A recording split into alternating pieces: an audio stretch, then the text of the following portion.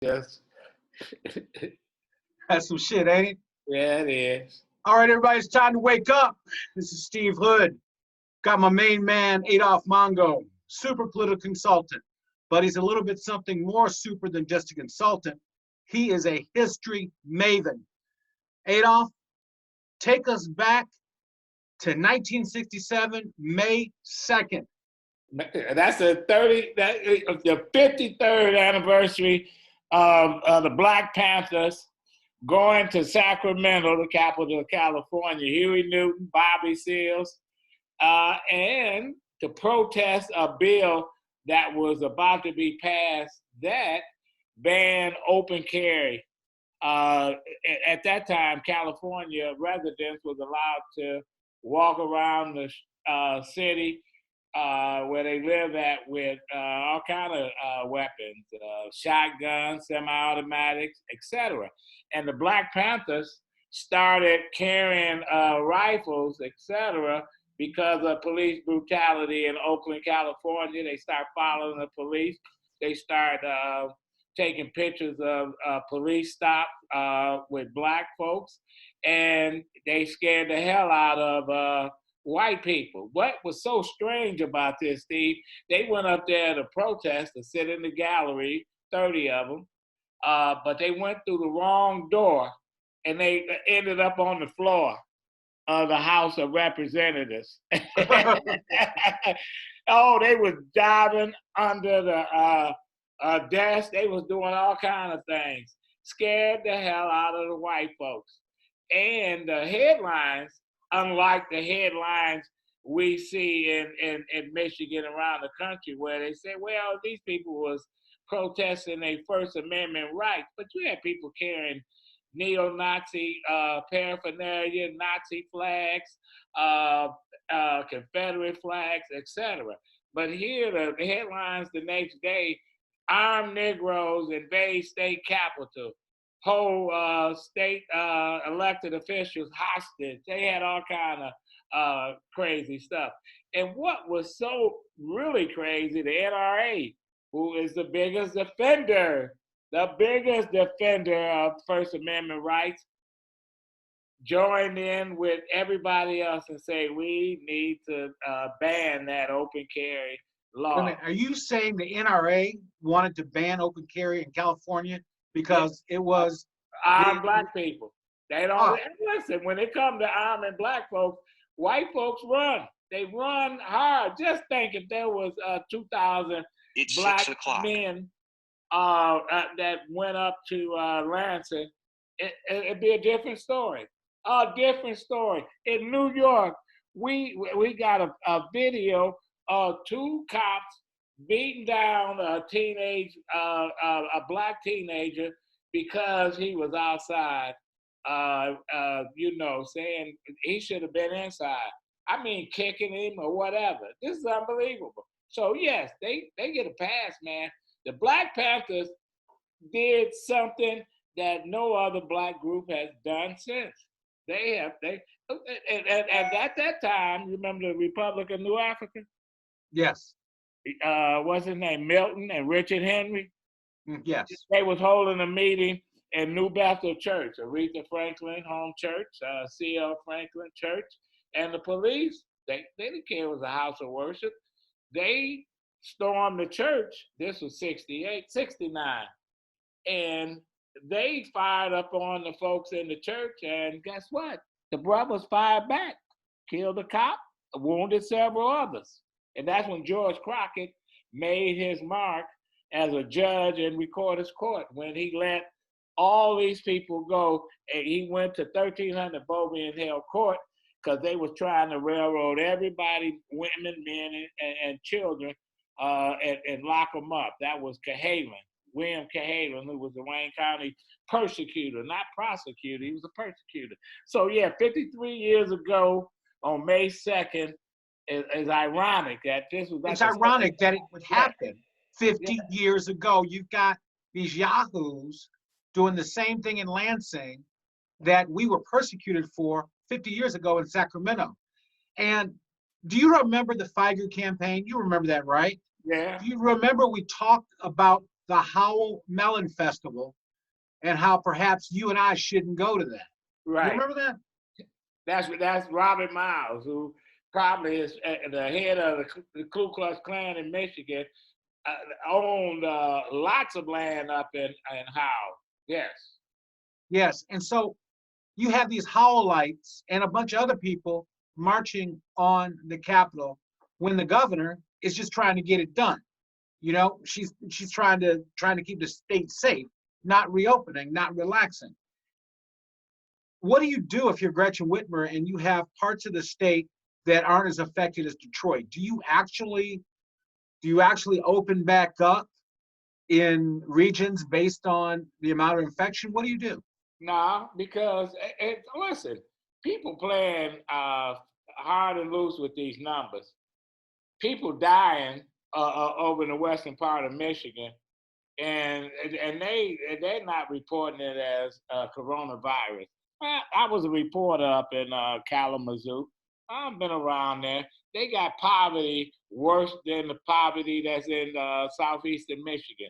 They got people living like rats and stuff, and that don't have indoor plumbing. I know those folks up there, and these are the Trump people.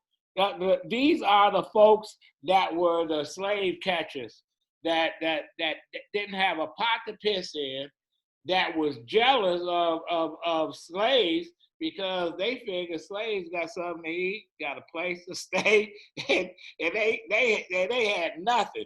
And this is what you got now. Now Whitmer was upset about what's happening at Belle Isle over the weekend. All these people had to close it a couple times. But then you had something up in Grand Haven, and you had those folks up there dismiss that. Right. Not a real word about them Right. closing the parking lot Right. at Grand Haven State Beach. And so they upset about, oh, those people in Detroit. See, they can't start treating people separate now. You got to treat everybody the same. One Michigan, not Detroit, not South Haven, not southeastern Michigan, not Kalamazoo. You got one Michigan. And the bottom line is, if you open up that part of Michigan, you're gonna see an increase of people dying. They can't keep hiding the fact that a lot of these folks are falling by the wayside, and you got just as many nursing homes up there that you got down here. Adolph, before I let you go, what do you think this summer looks like in Detroit? I mean, it looks like we're not going to have Shane Park concerts, though they haven't announced that yet.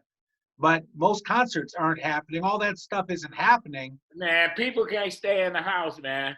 You got 3 or 4 families living in houses. You got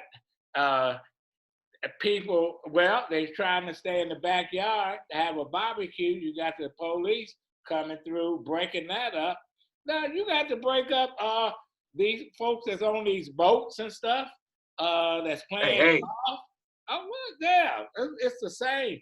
You cannot treat Detroit as a separate community and say, oh, Detroit has got to do this. What pissed me off is I see all the Negroes over at DIV doing commercials saying, Detroiters, you should stay home. When is Devin Scillian going to get up there, him and the white folks up there, Hank Winchester, and start saying, Rose Point, stay home. Don't go play golf. Don't get on your boat. Don't walk around Lakeshore Drive. Don't do this, because they doing it, and they having 30, 40 people. You go out to the parks over in Grosse Point, it's packed. They're not wearing masks. They're not wearing gloves. They out there, and they really buying into the hype that only black people can get the coronavirus. You know what? And I hate when we're made of poster childs. Okay, because and we're not. You know, there are people all around of all races and colors doing it. I want to see what happens during Cinco de Mayo tomorrow. I want to see what happens. It's not just going to be black people hanging out. It's going to be a nice day tomorrow. Well, I'll tell you, in Courtown during the St. Patrick's, it's supposed to have been a parade. They came out anyway. There were so many people out here. They didn't care. You know, it's like they came anyway. And tomorrow they'll be riding on some buses. I'm just telling you, these people are determined. This is what they want to happen. These people saying, let the coronavirus fall where it may. If they think it's going to kill mostly black and brown folks, we'll see. And that's what the interesting part is. We look at Georgia's stay-at-home order being released. You know, the opening up of Georgia. I mean, 1,000 new cases yesterday. 1,000 new cases yesterday. I saw videos of Piedmont Park in downtown Atlanta, just packed with people. I saw all sorts of video from Atlanta, Georgia, and we're off the chain, but Atlanta's off the chain. Well, you know what? You got people going getting haircuts, getting their nails done. I think the Asians had something going, doing those nails for years. I used to say to people, you go and getting your nails done, they wearing masks and gas masks and everything else. Man, stop it. Stop it. just stop it. I know, that's true. Listen. You gonna tell me you think there's a Vietnamese plot in doing the nails? Stop it, Adolph. Just stop. Just stop. Man, I want to thank you for joining us, and thank you for pointing out the historical nature, okay? The historical irony of all this stuff in Lansing happening 50 years after it happened in Sacramento. Listen, in Louisiana, in the 50s, you ever heard of the Deacons for Defense? Oh man, these are World War II veterans, black World War II veterans, who rose up against the Klan. They didn't take no mess when it came to protecting their family. Listen, black folks, the Buffalo Soldiers in 1901 rode through Brownsville, Texas, because they was getting their butt beat after hours by the local police, and they shot up the town. And they wasn't playing around. So these folks have always been scared of black people that did not back down. It all started with Toussaint L'Ouverture and everybody else from Hades on back. So yes, but the most recent of folks, that was the Black Panthers, that was Huey Newton, that was Bobby Seals, Little Bobby Hutton, and all those folks that they had something, and we didn't back them up. There's no question. Adolph, I want to thank you for joining me today. And ladies and gentlemen, if you want to keep independent programming like this on the air, cash up us. Just $5. $ Steve Hood Show. Cash app us. $5. $ Steve Hood Show. We need your help to keep it going. You're the best. Adolph Mongo, you're still a genius. Well, I thank you, Mr. Hood.